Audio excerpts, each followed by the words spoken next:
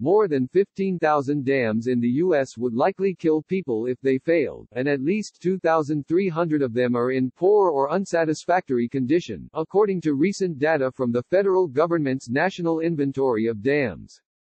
The country's neglected and deteriorating dam infrastructure is coming to light as heavy rains and 2 decameters failures in Michigan have caused catastrophic flooding and forced thousands to evacuate their homes in the middle of the coronavirus pandemic. The problem will only become more serious as the climate crisis disrupts rain patterns, experts warn. The average age of a U.S. dam is 57 years, and many, like the Michigan dams, were built in the early 20th century, when states had not yet set safety standards. U.S. dams received a D rating from the American Society of Civil Engineers in its most recent review in 2017. About 70% of dams are regulated by states, and another 5% are regulated by the federal government.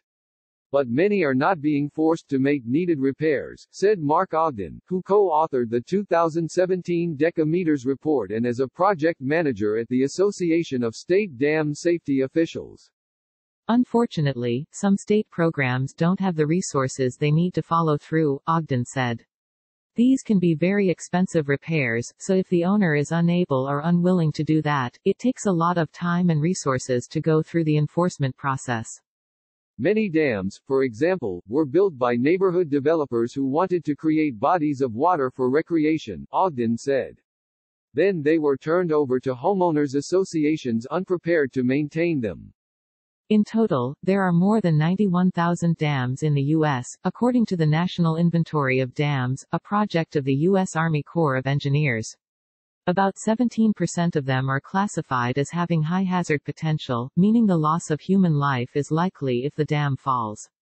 Another 12% have significant hazard potential, meaning a failure probably wouldn't kill people but could cause economic loss, environmental damage, disruption of lifeline facilities, or impact other concerns. About 20% of state-regulated high-hazard dams do not have emergency action plans, Ogden said. Those plans would dictate how an owner should monitor for possible failures and warn officials downstream. Ogden said repairing dams and preparing emergency plans will become even more important with more frequent intense rainfall.